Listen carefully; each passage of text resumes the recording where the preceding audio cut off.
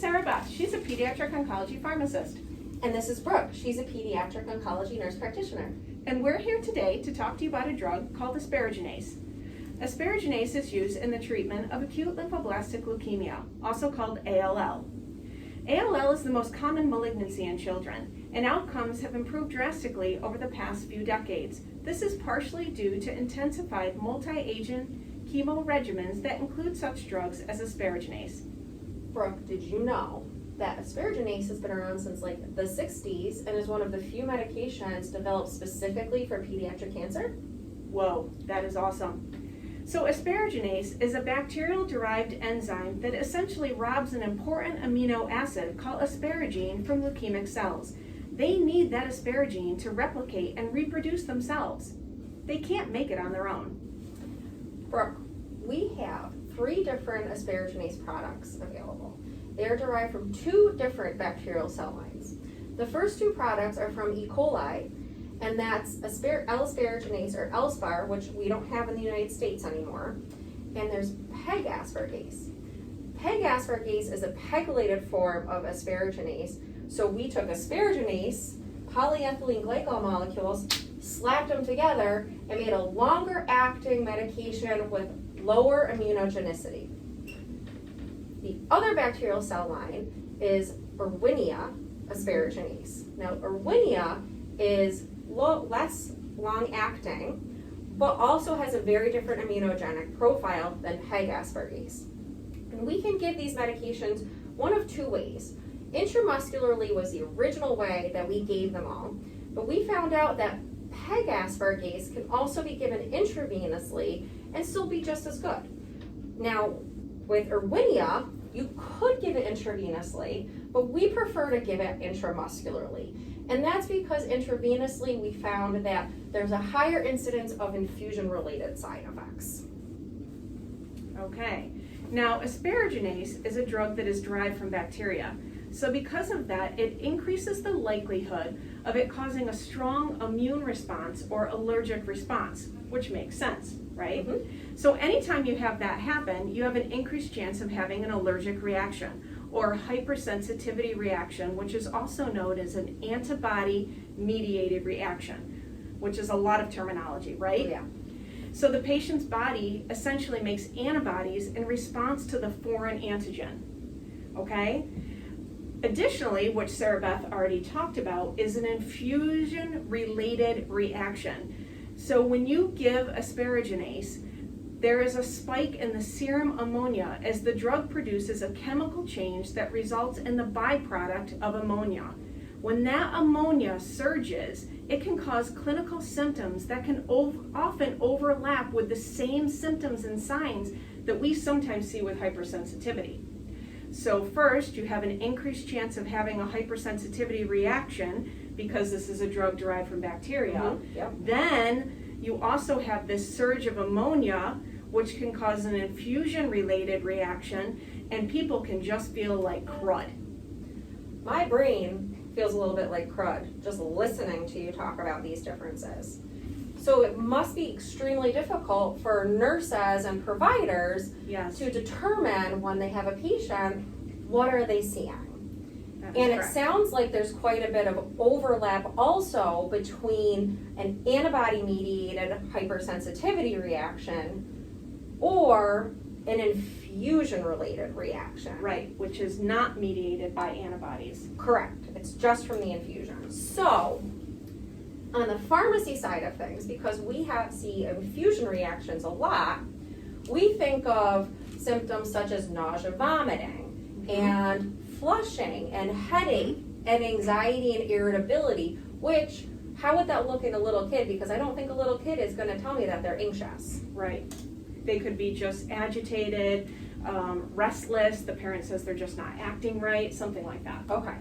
So that's normally what we might think about with an infusion reaction, whereas hypersensitivity or your antibody-mediated response, we're worried about like hypotension, hives, swelling around the mouth and the face, bronchospasms, difficulty breathing. Now, can you see any of those things across those two reactions? Absolutely. You can definitely see nausea and vomiting with both of them. You can see a rash, but the rash with hypersensitivity is usually raised like hives and there's itching. You can see anxiety and irritability. So you can see all of those same symptoms with a surge in ammonia and with a hypersensitivity. Hypersensitivity, I think more that direction when I see things like throat closing, feeling like they can't breathe, blood pressure is going down, they're itching like crazy, their lips are swelling. But there is a fine line when you're looking at that patient and they could have either a number of symptoms that could kind of be in both arenas. I had a dream last night about a Venn diagram. Ah, And I I feel, do love those. I feel like this is perfect Yes. for that. So you've got one circle with Yep. one infusion reactions, you've got another circle with hypersensitivity, and then you've got this fuzzy area in the middle. That's correct. It's exactly it. So how on earth do we approach those fuzzy areas? Okay, so what do I do? First of all, I should know the risk. So if I'm the nurse and I'm giving a dose of peg asparaginase to my patient, I should think about a couple things first. Is it the first dose that they've ever had? Because if it's the first dose that they've ever had, it's less likely they're going to have a true antibody-mediated reaction because they haven't seen the medication yet to form the antibodies to the medication. Makes Does sense. that make sense to you? Perfect. Okay. Absolutely. The other thing is that sometimes when we give peg asparaginase, we're giving it concurrently at the same time the patient is getting corticosteroids. Corticosteroids are going to decrease the likelihood that a patient is going to have a hypersensitivity reaction because corticosteroids suppress the immune system. Ah, Okay? great. And hypersensitivity is when the immune system is Jacked up. going correct. Oh, yeah. It's a good way to put it. And also, is this a patient that reacts to everything? So those are the kind of things that you're going to want to think about as the person hanging the actual drug first, okay? So I have a couple of ideas Mm-hmm. about ways that we could possibly do these infusions to maybe help prevent some of these side effects. Okay. Because it sounds like this is a pretty scary situation for parents and patient and nurses and Absolutely. providers.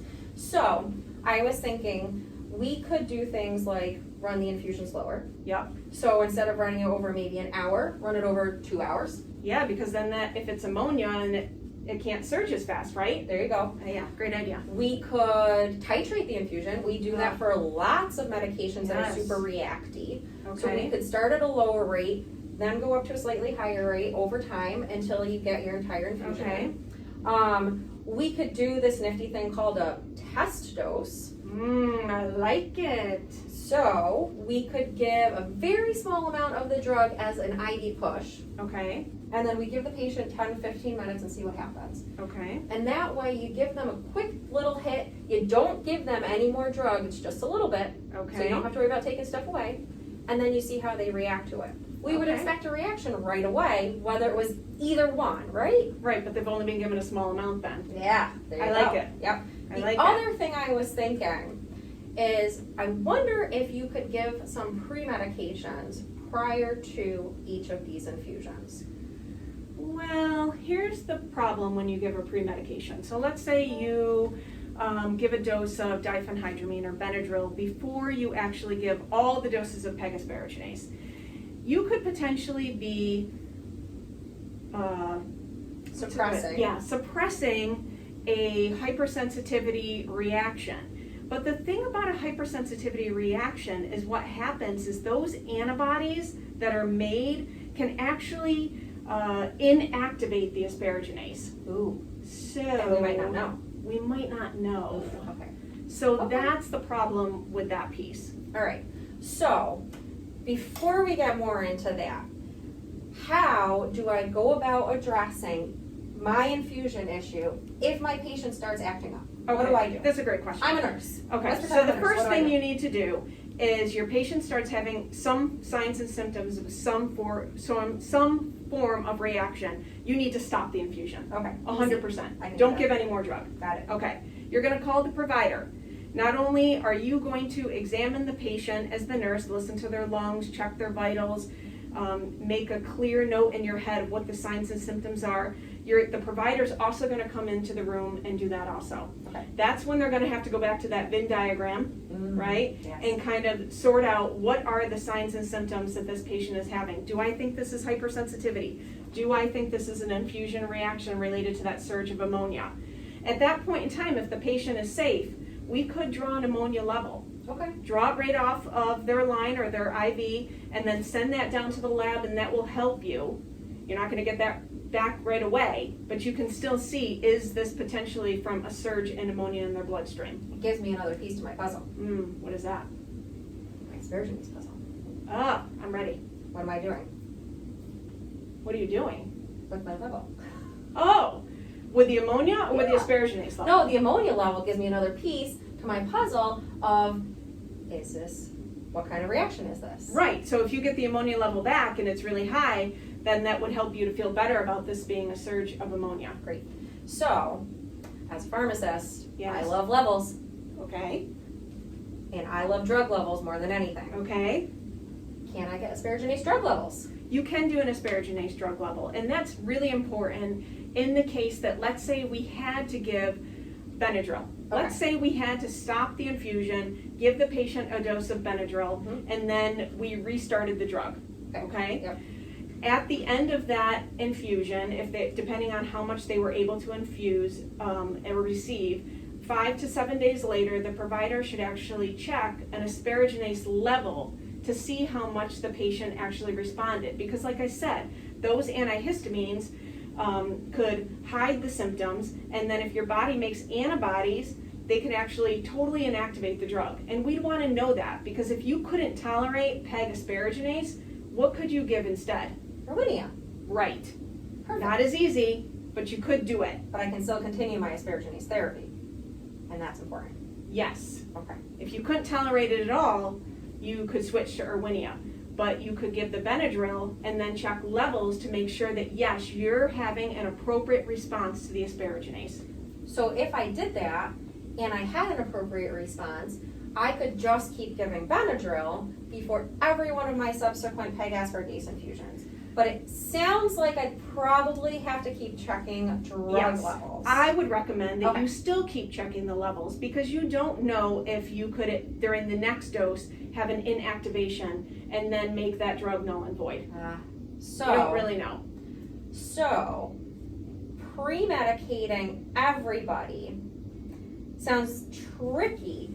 You could do it, but you need to have access to those levels. Yes. And I happen to know that access to those levels is not as easy as access to, say, a potassium level. That's correct. Only certain labs do them. Okay. And so maybe for some sites, that's not a viable option. So they'd have to use one of the other methods. That's correct. Okay, all right.